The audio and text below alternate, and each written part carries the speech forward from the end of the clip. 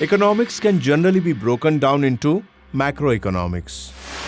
मेरे गहने नहीं मिल रहे हैं, मेरे गहने नहीं, लगता है किसी ने चोरी कर लिया, किसी ने चोरी कर, घर के किसी भी नौकर को घर के बाहर मत जाने दे, घर के बाहर मत जाने दे। सबकी मैं तलाशी लूंगी, वो भी खुद। हाँ पिया, सामान दिखाओ अपना।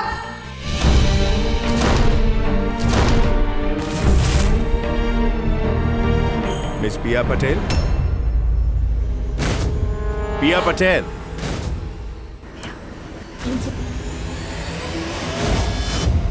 Yes sir. तुम्हारा ध्यान कहाँ है? मैं जो बोल रहा हूं वो तुम सुन भी रही हो? सर वो मैं, ये जो सब खड़े हैं उनको मैंने कुछ सवाल किए थे जो जवाब नहीं दे पाए। मैं देखता हूं कि तुम्हारा ध्यान कहाँ है। मुझे ये बताओ कि माइक्रो इकोनॉमिक्स और मैक्रो इकोनॉमिक्स में फर्क क्या है?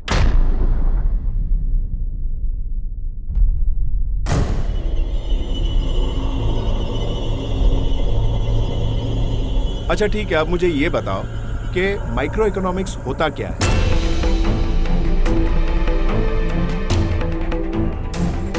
पिया, मुझे तुमसे ये उम्मीद तो नहीं थी। फाइनल एग्जाम सर पर है और तुम्हारा ये हाल है। अक्सर मैंने देखा है कि इस उम्र में स्टूडेंट्स का पढ़ाई से मन उठ जाता है, लेकिन एक बात आप सब लोग समझ लो, और खास करके पिया तुम्हारी माँ ने कितनी मेहनत की है तब जाके तुम यहां बैठी हो। उन्होंने तुम्हारे लिए जो सपने देखे हैं उन्हें अगर पूरा करना है तो तुम्हारी जिंदगी में जो भी कुछ हो रहा है उन सब चीजों को भूल जाओ और पढ़ाई पे ध्यान दो। Is that clear? बैठ जाओ।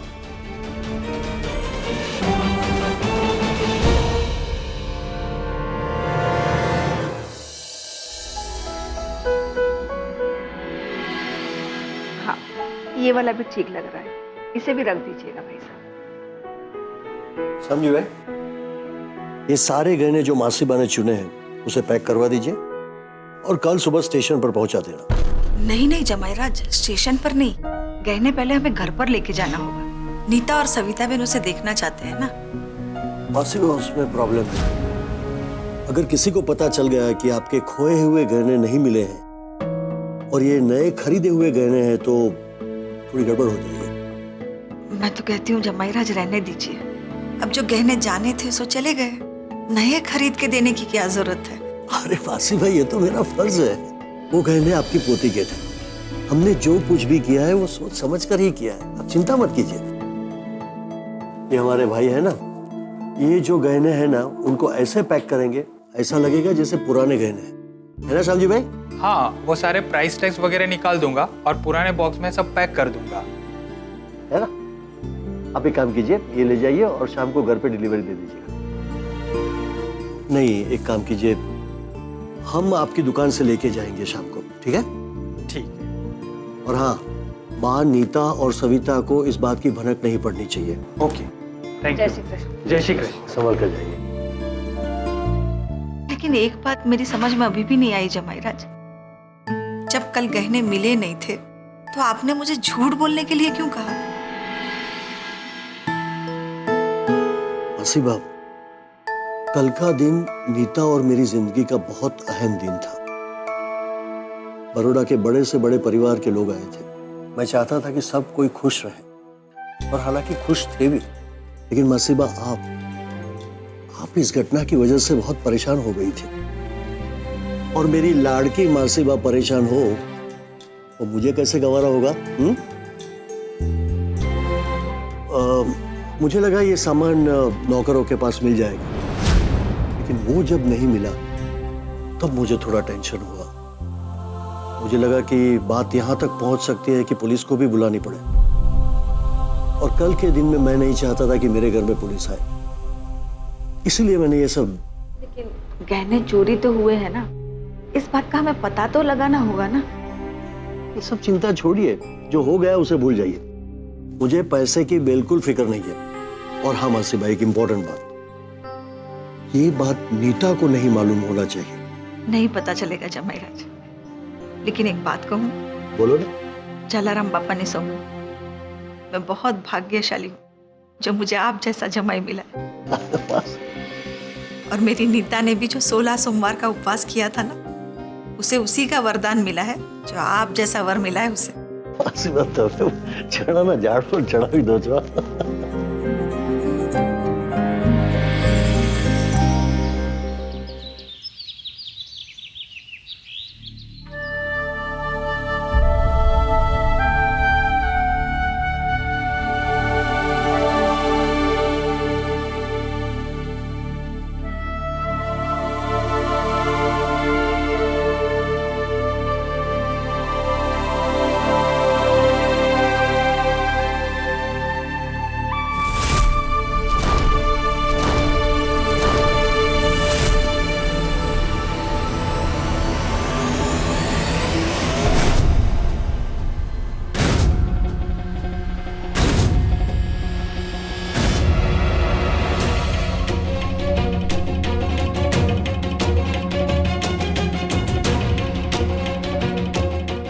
क्या बात है बेटा? अब तक कल की बात को लेकर परेशान है दिख रही। देख बेटा, मैं जानती हूँ कि घर काम वगैरह तेरे बस का काम नहीं है।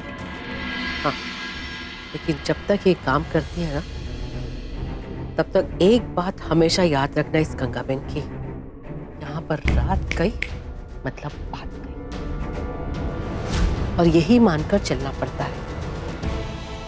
जो कल हुआ वो दोबारा होगा, आगे भी होगा। हमें ये सब सहना पड़ता है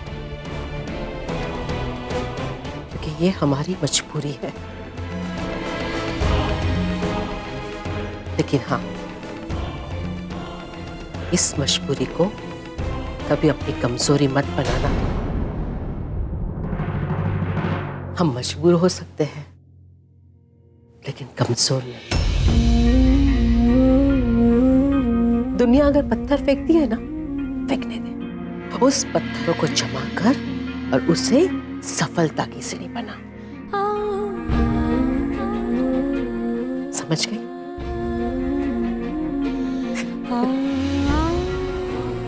किसी ने बहुत सच कहा है, राही मनवा दुख की चिंता क्यों सताती है, दुख तो अपना साथी है। चल अंदर, बहुत काम बाकी है। चल।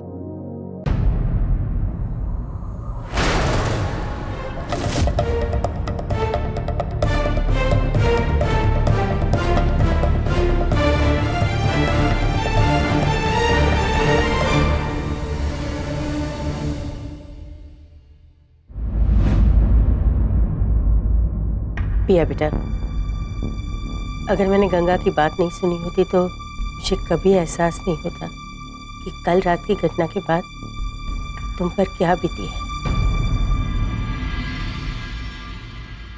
बेटा,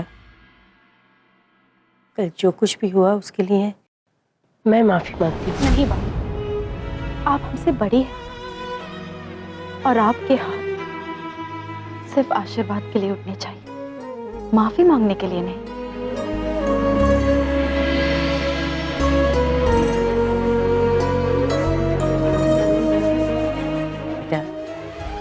इंसान के जीवन में ऐसी घटनाएं अनहोनी घटती रहती है, ऐसे हादसे होते रहते हैं। सच्चा इंसान वही है जो इन सारी बातों से ऊपर उठकर आगे बढ़े।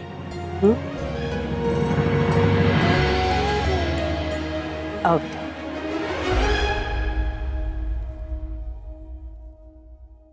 जा, तू रसोई में जा।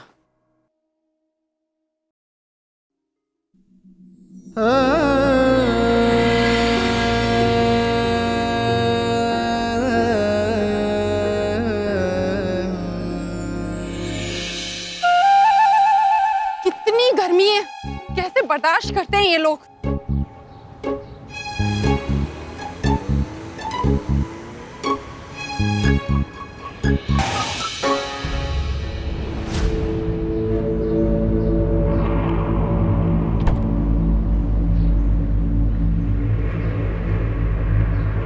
Ayesha, Ayesha,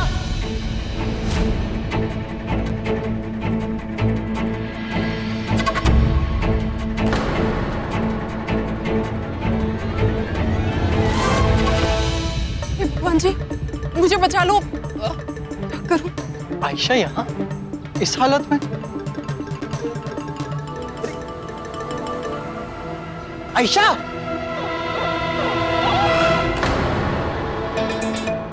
What the hell is wrong with you? मैं कब से तुम्हें बुला रहा था, तुम रुक क्यों नहीं रही थी? और तुमने ये सब पहना क्या हुआ है? और हाथ में ये दो थैलियां किस लिए हैं? कुछ बोलोगी अब तुम? एक साथ इतने सारे सवाल किए जा रहे हैं, क्या जवाब दूं अब इसे? सोच आयशा, सोच। अरे आयशा, अभी पुतला बन के क्यों खड़ी हुई हो?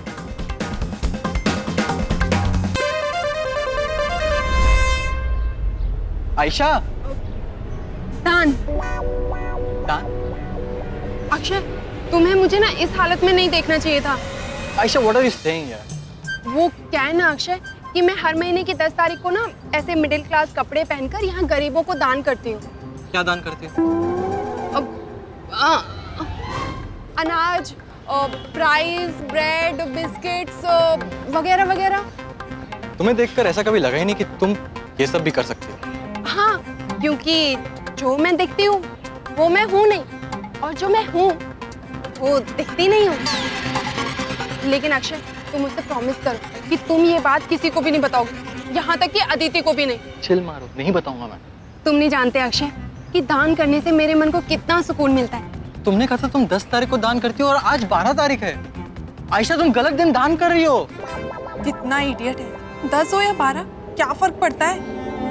ओहो अक्षय, तुम ये अपनी सीआईडी वाली इंक्वायरी बंद करोगे? वो क्या है ना, 10 तारीख को मेरी मॉम का एक्सीडेंट हुआ था और मैंने सोचा था कि जब वो सही हो जाएंगी तो मैं दान करूंगी। बात सही कहती है। क्या? मेरे बारे में?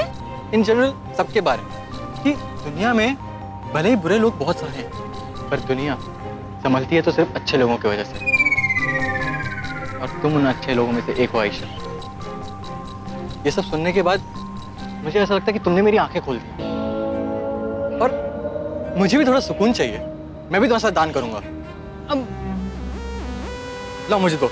नहीं नहीं अक्षय, उसकी कोई जरूरत नहीं है। मैंने तो मन्नत ली थी ना, इसलिए मैं दान करती हूँ। हाँ हाँ, तो मैं भी मन्नत मांग लेता हूँ।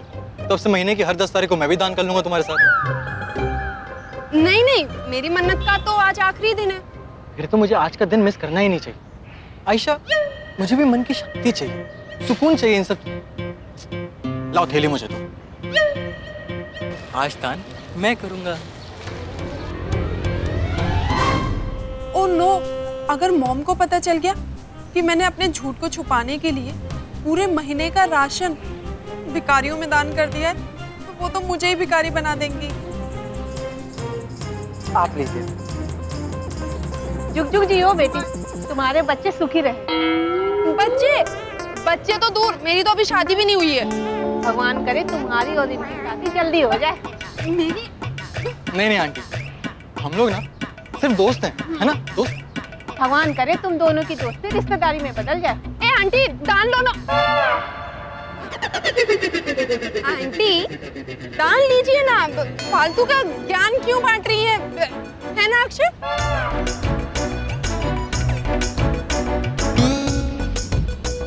अक्षय, मुझे लगता है कि आज के लिए ना बहुत दान हो गया, अब हम बाद में दान करेंगे। अरे बाद में करेंगे मतलब?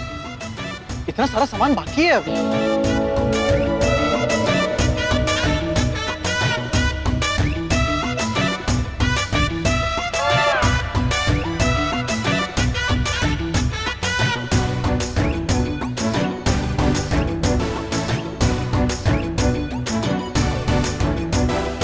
इन सबके चेहरों पे ये मुस्कान देखकर ना दिल में एक अजीब सा सुकून महसूस होता है।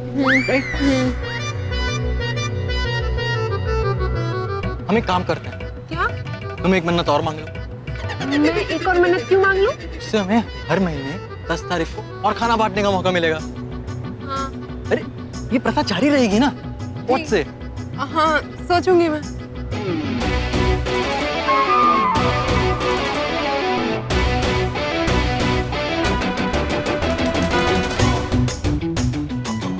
Thank you Ayesha. तुम्हें नहीं पता कि तुमने मुझे कितना बड़ा सरप्राइज दिया है। तुम्हारे साथ साथ मुझे भी इतना बड़ा पुण्य कमाने का मौका मिला। Bye bye.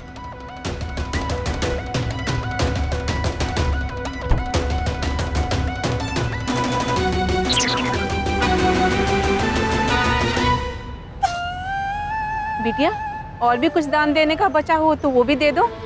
हाँ बचा है ना, मैं बची हूँ, मुझे ले लो दान में।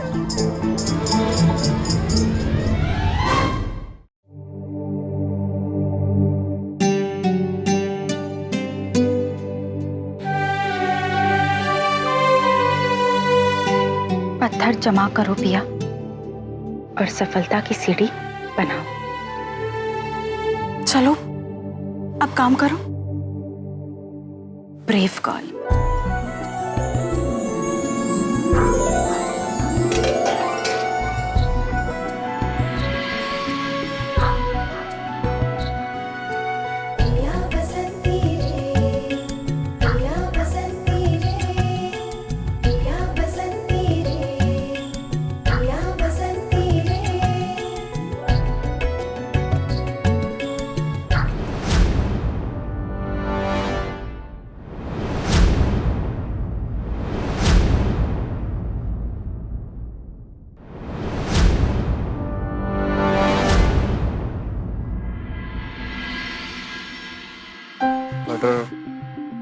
ऑरेंज कुछ चाहिए तुम्हें? मैं निकाल के दूं? कोई जरूरत नहीं, मैं ले लूंगा।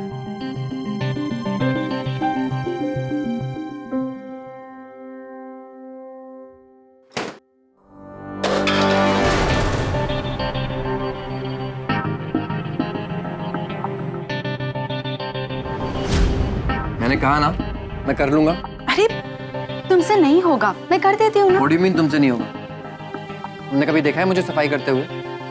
नहीं, लेकिन क्या? मतलब ऐसे किसी के बारे में तुम बिना देखे बिना सोचे राय बना लेती हो? मैंने ऐसे कब कहा? यही प्रॉब्लम है तुम्हारी। पहले सब बोल देती हो, फिर ऐसे सीधे साधे बन के शराफत से कहती हो मैंने ऐसा कब कहा, ताकि सामने वाले को खुद अपने ऊपर ही शक होने लगे। और फिर जब फैक्ट्स बताओ तो ऐसे चुपचाप खड़ी हो जाती हो। तुम्हें क्या लगता है तुम परफेक्ट हो? 36 गुणों वाली भारतीय नारी, सारे गुण तो तुम में ही हैं। बाकी सब तो बिना गुण के हैं, गुंडे हैं। कबीर, मैंने ऐसे कब कहा कि तुम गुंडे हो? लेकिन साबित तो यही करना चाहती थी ना, कल कॉलेज बंक करके हमारा साथ देने से मना करके। क्या प्रूफ क्या करना चाहती हो कि बहुत पढ़ाकू हो तुम, पढ़ाई में बेस्ट हो? मैंने ऐसा कभी नहीं कहा कि मैं किसी भी चीज में बेस्ट हूँ। सोचती तो यही हो ना, झूठ मत बोलना। तुम्हें ऐसा ही लगता है ना कि ये दिन भर फुटबॉल खेलने वाला लड़का, क्लासेस बंक करने वाला, ये पढ़ाई के बारे में क्या जानता है ना?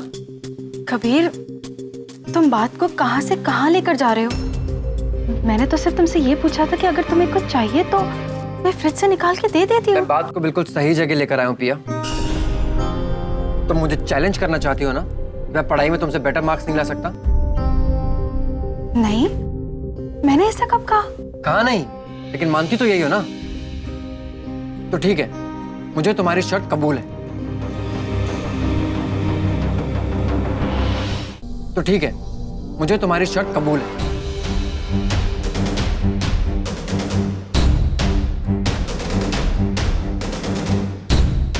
क्या हुआ, डर गई? कि पिया पटेल कॉलेज की मिस इंटेलिजेंट कबीर शाह से पढ़ाई में हार जाएगी? कबीर, मुझे कुछ समझ में नहीं आ रहा। ये चैलेंज, मैं तुम्हें ओपन चैलेंज करता हूँ कि इस बार एग्जाम्स में तुमसे ज्यादा मार्क्स लाऊंगा और कॉलेज टॉप करूंगा।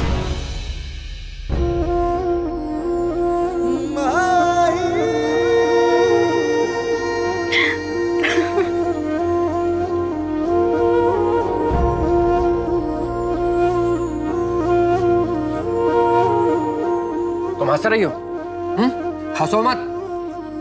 मैं जो कहता हूं वो मैं करके दिखाता हूं।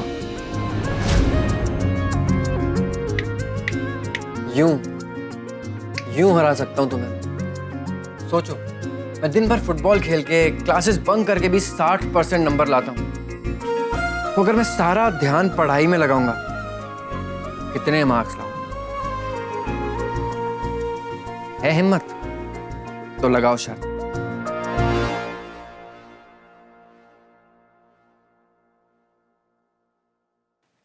ठीक है, शर्त मंजूर है। लेकिन तुम चीटिंग नहीं कर सकते। पिया पटेल कभी चीटिंग नहीं करती। कूल, तो हाथ मिलाओ, शर्त लगाओ। शर्त तो मैंने मान ली है, तो फिर हाथ मिलाने की क्या जरूरत है? अरे ऐसा ही होता है। कहाँ होता है? हमारी फिल्मों में। तो मिस्टर कबीर शाह, फिल्में देखना बंद करो और पढ़ाई पर ध्यान दो, वरना हार जाओगे। चलो हटो।